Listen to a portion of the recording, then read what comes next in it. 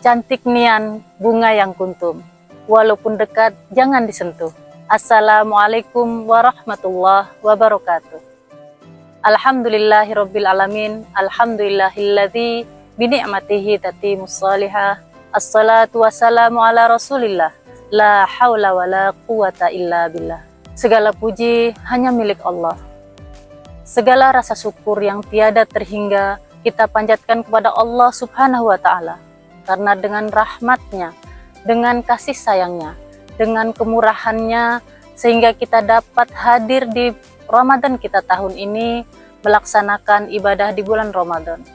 Mengapa rasa syukur ini kita panjatkan kepada Allah? Karena keistimewaan di bulan Ramadan, di mana Ramadan itu bulan penuh ampunan, bulan penuh barokah, bulan penuh di mana dilipat gandakan amal perbuatan. Kemudian di bulan Ramadan juga terdapat Lailatul Qadar yang lebih baik daripada 1000 bulan. 1000 bulan tersebut sama dengan 83 tahun 4 bulan, di mana tidak semua kita bisa mencapai usia sampai 83 tahun.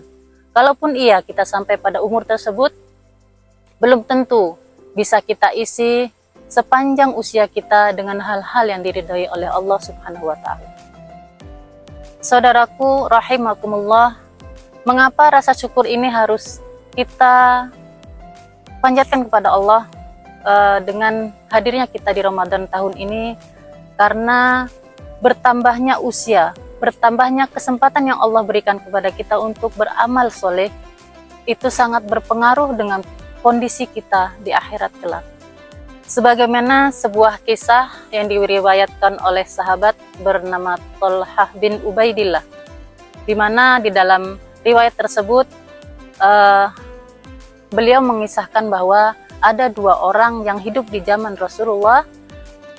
Mereka berdua berasal dari kabilah yang sama dan masuk Islam secara bersama. Tetapi kedua orang tersebut memiliki perbedaan. Artinya yang satunya beribadah dengan bersemangat dan yang satunya biasa saja. Karena di dalam riwayat tidak disebutkan nama dari keduanya, maka diinisialkan dengan si A dan si B.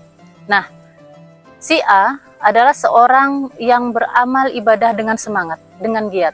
Kemudian Allah karuniakan kepada si A ikut berperang di medan jihad, kemudian mendapatkan kemuliaan mati syahid.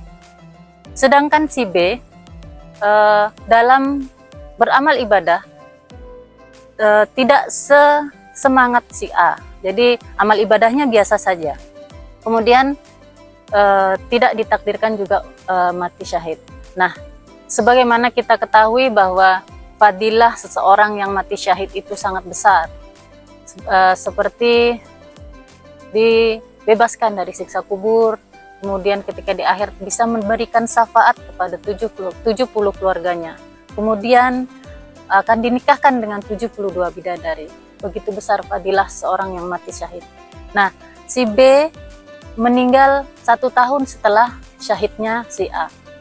Setelah meninggalnya kedua orang tersebut, Thalhah bin Ubaidillah menceritakan bahwa dalam mimpinya beliau berada di depan pintu surga dan ada kedua orang tersebut di samping beliau.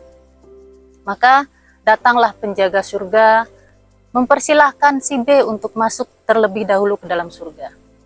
Tidak lama kemudian datanglah penjaga surga dan memanggil si A dan mempersilahkan untuk masuk ke dalam surga. Tidak lama setelah itu keluar penjaga surga dan berkata kepada Thalhah, "Engkau pulanglah." Dari mimpi tersebut Thalhah terbangun, kemudian menceritakan kepada sahabat-sahabatnya pada halayak ramai bahwa dia bermimpi hal tersebut. Maka orang-orang yang mendengar cerita dari Thalhah merasa takjub, merasa heran dengan apa yang Thalhah ceritakan. Pada akhirnya cerita dari Thalhah bin Ubaidillah menyebar luas di masyarakat, menjadi cerita yang menghebohkan. Sampailah berita tersebut ke telinga Rasulullah, maka Rasulullah bertanya kepada para sahabat, Apa yang membuat kalian takjub atau heran dengan apa yang ada di dalam cerita Thalha bin Ubaidillah? Maka para sahabat menyampaikan bahwa bukankah si A lebih giat dalam beribadah dan dia mati syahid, sedangkan si B ibadahnya biasa saja dan tidak mendapatkan syahid. Maka Rasulullah menjelaskan, bukankah si B bertambah 1 tahun dari si A? Maka para sahabat menjawab, iya ya Rasulullah. Bukankah si B bertemu dengan bulan Ramadan dan berpuasa di bulan Ramadan? Maka jawab para sahabat, iya ya Rasulullah. Bukankah si B sholat sepanjang tahun selama hidup 1 tahun setelahnya? Maka jawab para sahabat, iya ya Rasulullah. Maka Rasulullah mengatakan, karena perbedaan dan derajat dari keduanya diibaratkan bagaikan jauhnya langit dan bumi. Hadis riwayat Imam Ahmad. Saudaraku rahimakumullah, sebaik-baik manusia adalah yang panjang umurnya dan baik amal ibadahnya. Dan seburuk-buruk manusia adalah yang panjang umurnya dan buruk amal ibadahnya. Saudaraku, rahmat atau karunia yang Allah berikan dengan bertemunya kita di Ramadan tahun ini harus banyak kita syukuri. Karena banyak dari saudara-saudara kita yang telah meninggalkan kita, yang telah meninggal dunia. Baik itu saudara kita, tetangga kita, keluarga kita, atau bahkan mungkin pasangan kita, atau anak kita, atau orang tua kita. Makanya syukur kita atas kesempatan yang Allah berikan bisa hadir dan bisa mengisi ibadah di bulan Ramadan ini. Di manakah saudara-saudara kita yang sudah meninggal dunia, sudah mendahului kita? Mereka berada di alam barzah, di alam kubur, di mana tempat yang sunyi, yang sepi, berkesendirian. Di mana para penghuni kubur berharap supaya bisa kembali ke dunia untuk bisa bersedekah, untuk bisa sujud kepada Allah Subhanahu wa Ta'ala. Maka kita ambil kesempatan Ramadan ini untuk bisa lebih meningkatkan amal ibadah kita.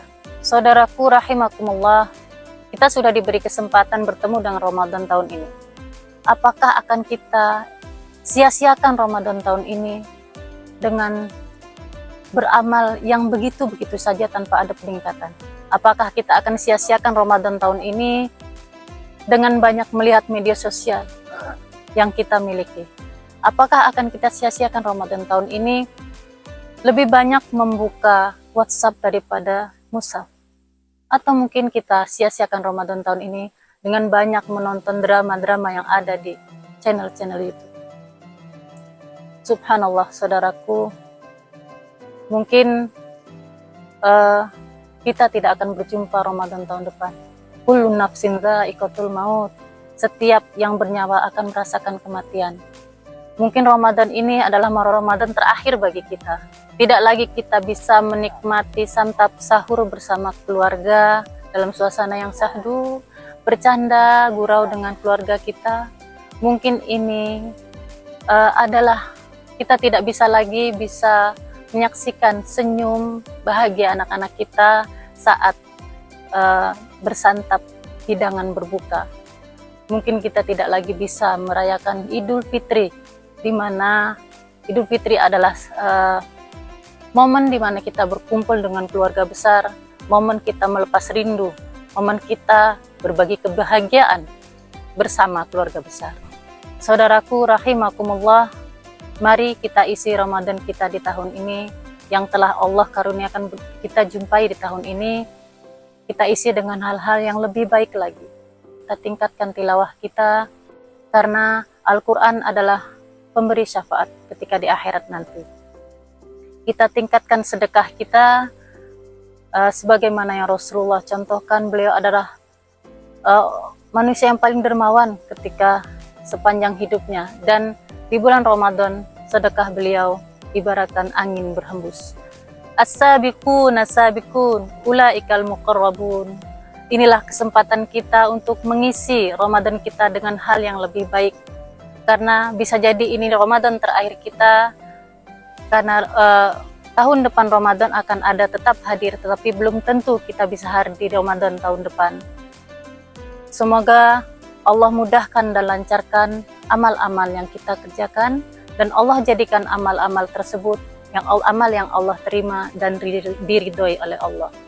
Rabbana taqabbal minna innaka antas samiul alim wa tub alaina innaka antat tawwabur rahim.